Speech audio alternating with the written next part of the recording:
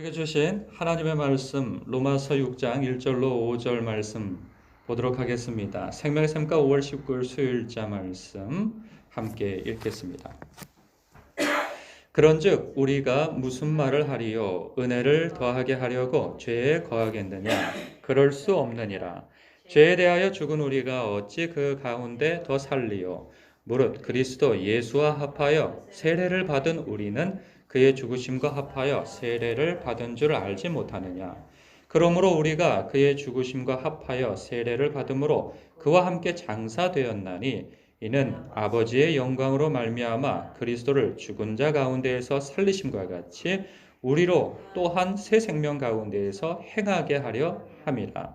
만일 우리가 그의 죽으심과 같은 모양으로 연합한 자가 되었으면 또한 그의 부활과 같은 모양으로 연합한 자도 되리라. 아멘.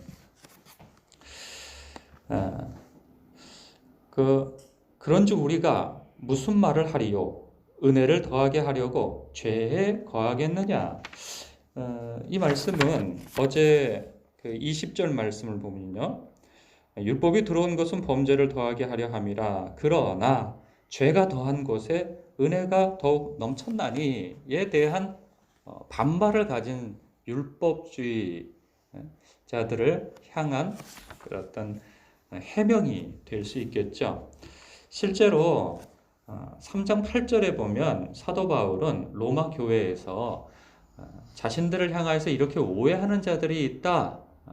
그리고 우리를 비난하는 자들이 있다 하는 것을 언급한 적이 있어요. 뭐라 그러냐면 3장 8절에 보면 이렇습니다. 또는 그러면 선을 이루기 위하여 악을 행하자 하지 않겠느냐? 어떤 이들이 이렇게 비방하여 우리가 이런 말을 한다고 하니 그들은 정죄받는 것이 마땅하다. 그러죠. 그러니까 은혜를 이해하지 못하는 사람들이 있다는 거죠.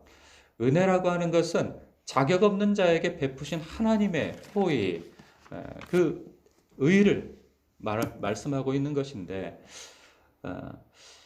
그 율법주의자들은 자신들에게 그래도 자격이 있다고 생각하는 거죠. 하나님 앞에 어떤 공로가 있고, 그리고 자신이 그래도 저들과 비교하여서 우리에게는 그래도 하나님께서 우리를 선택할 만한, 그리고 우리를 기특하게 여기실 만한 그 무엇이 우리에게 있다라고 여기는 거예요. 그러니까 예수를 믿고 난 이후에 믿을 때에는 분명히 예수 그리스도를 믿음으로 말미암아 우리가 구원을 얻는다, 의롭게 되어진다라고 하는 생각은 있지만 살아가면서 신앙생활의 여정 속에서는 그래도 우리가 율법을 지켜야 그래도 하나님 앞에 의로운 모습으로 서지 않겠느냐. 그러니까 생각은, 의도는 참 기특한 구석은 있죠. 그런데 그 율법의 기능을, 그러니까 목적을 이해하지 못하는 데서 오는 그러한 의식인 거죠. 그러니까 율법은 우리가 하나님 앞에 많이 행하여서 나의 의의를 높여서 하나님 앞에 어떤 떳떳한 그 무엇을 자꾸 확보하려고 하는 그러한 생각인데, 근데 율법은 그러한 기능으로서 주어진 것이 아니라는 거죠. 그러한 목적이 아니라는 거예요. 율법은 우리가 하나님 앞에 얼마나 죄인이며, 그리고 그 율법이 우리가 의롭다고 하는 것은 알지만 그것을 지킬 수 없는 존재로구나 라는 그것을, 자기의 한계를 깨달으라는 거죠. 그러면 그 한계를 깨달으면 어떤 방향 설정이 되어집니까?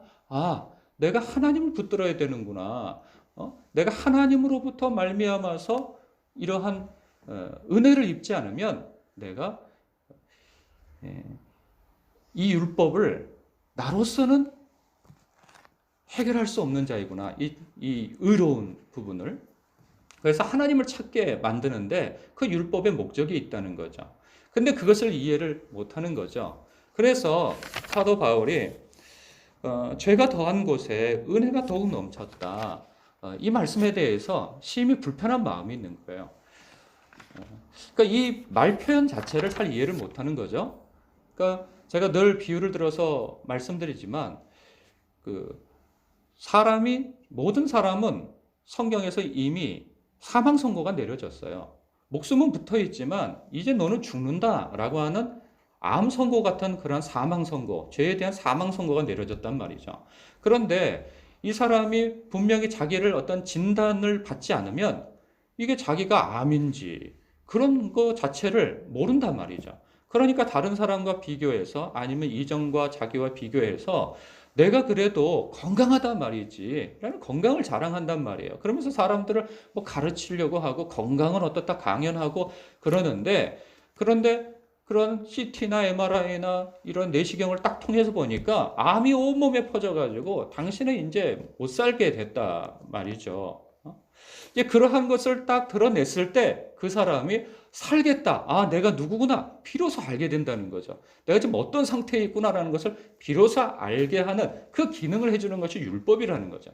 그래야 그 사람이 살 길을 모색할 수가 있는 거죠. 그렇지 않으면 자기 건강만 믿다가 어느 날 갑자기 죽어버릴 수 있다는 거죠. 자기가 암 때문에 죽는 것인지도 모르고 그러고 죽을 수 있다는 거죠. 그러니까 율법은 내가 하나님 앞에 얼마나 소망 없는 죄이고 나로서는 어떻게 해볼 도리가 없는 존재인가를 깨달으라고 그것을 줬다는 거죠. 그런데 자꾸 그것을 통해 가지고 이 병원 저 병원 돌아다니면서 자기가 그런 검사를 많이 했다는 것으로 인해서 치료가 되어지고 있다고 착각을 하고 있으니 그런 것이 아니라는 거죠.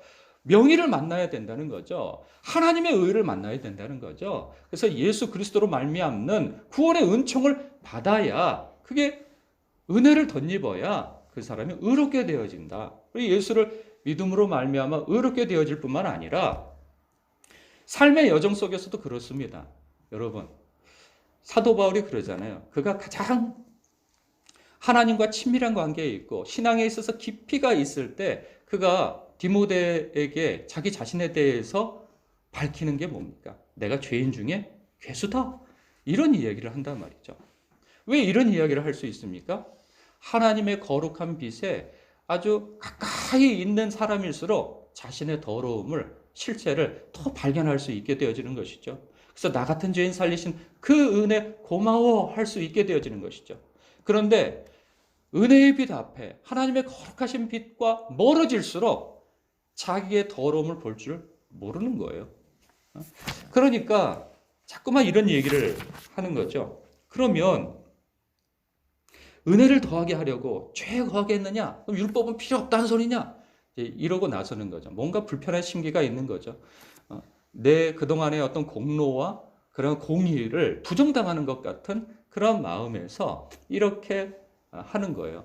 이런 말을 하는 거예요. 은혜를 이해를 못하는 것이죠. 은혜가 무엇인지. 내가 하나님 앞에 자격이 없다고 하는 것에 대해서 이해를 못하는 거예요. 자꾸 내 안에서 자격을 찾아서 하나님 앞에 안정감을 가지려고 하는 그 몸부림인 거죠. 그래서 어떻게 해야든지 자기도 지키지 못하면서 자기는 온전히 지키는 것처럼 생각하며 그것과 다른 사람과 비교하여서 비교 우위에 있으려고 하는 이 몸부림. 그래서는 안 된다는 말씀을 하고 있는 거예요. 은혜를 더하게 하려고 죄에 거하게 했느냐? 어찌 그렇다고 해서 은혜를 더하게 하려고 우리가 죄가 더 많을수록 하나님의 은혜가 더 커진다고 한다면 그러면 죄를 더 지으면 하나님께서 더 큰 은혜를 주시겠네. 이게 말이 안 되는 소리인 거죠. 상식적으로. 저도 제 아이를 키울 때 화가 날 때가 있어요. 아이가 어릴 때야 뭐 할 수 없는 건데. 아니 바깥에서 이렇게 놀다 보면 아이는요. 그게 더 꾸정물인지 모래밭인지 뭐 개똥이 굴러다니는지 그런 상관을 안 해요. 그런 것에 대해서. 모르니까. 그러니까 그냥 거기서 뒹굴고 뛰고 물이 고여 있으면 그걸 막 일부러 건너갑니다. 첨벙첨벙첨벙. 옷을 탕망징창으로 만드는 거죠. 그거 할 수 없어요. 잠깐 한눈 팔면 그러고 노니까. 그럼 어디를 좀 갈라치면은 그러고 데려갈 수가 있습니까? 아이를 데려다가 깨끗하게 씻겨가지고 옷을 다 벗겨서 이제 새 옷으로 갈아입히죠. 그리고 난 다음에 가려고 하는데 그 아이 생각에 어렸을 때야, 애기였을 때, 의식이 없을 때야 그럴 수 있지만 좀 자라가지고 어차피 아빠가 다 깨끗하게 해주니까 옷도 빨아주고 그리고 나도 매일 목욕도 시켜주고 그러니까 나는 더럽혀야지 이런 생각을 가지고 막 일부러 꾸정물을 갖다가 첨벙첨벙 걸어간다던가 아니 걸어가다 말고 갑자기 모래밭을 뒹굴고 있으면은 화가 나는 거죠. 그거 가만 내버려 두겠습니까? 볼기짝이라도 하니까 잔소리라도 듣게 되어지는 거죠. 그러니까 기본적으로 이런 상식에 어긋나는 그러한 말을 하고 있는 것인데 그럴 수 없다는 것이죠. 왜 그럴 수 없다는 것이죠? 죄에 대하여 죽은 우리라는 거죠. 우리는 왜 죽은 거죠? 예수 그리스도와 연합되어졌다는 것 의미에서 우리는 거룩하신 하나님과 연합되어졌다는 것에 대해서 우리는 이제 죄에 대해서 죽었다는 말씀을 하고 있는 거예요. 이 아는 게 중요합니다. 내가 누구인지, 안수집사님들 내가 하나님 앞에 누구인지를 아는 것이 중요하다고 말씀하시는데 그런 거죠. 나는 예수 그리스도와 함께 이 연합되어져서 죄에 대해서는 완전히 죽은 자다라는 그 의식이 있는 것이 중요한 것이죠. 이 의식이 있을 때 내가 죄를 지었을 때 그 죄는 성령께서 알게 하세요. 생각으로든 말로든 행동으로든 선택으로든 죄를 짓게 되어지면 혹은 죄를 지으려고 하는 그러한 시도에 있다면 성령께서 아니라고 말씀하시는 거죠. 그때 내가 죄에 대하여 죽은 자라, 나는 거룩하신 주님과 연합되어져 있는 자라 여기는 사람은, 의식하는 사람은 그럴 수 없다 여기며 그 행동에 대해서 멈춤이 있게 되어지는 것이죠. 그렇습니다. 오늘 하루를 살면서 내가 누구인지를 알아야 합니다.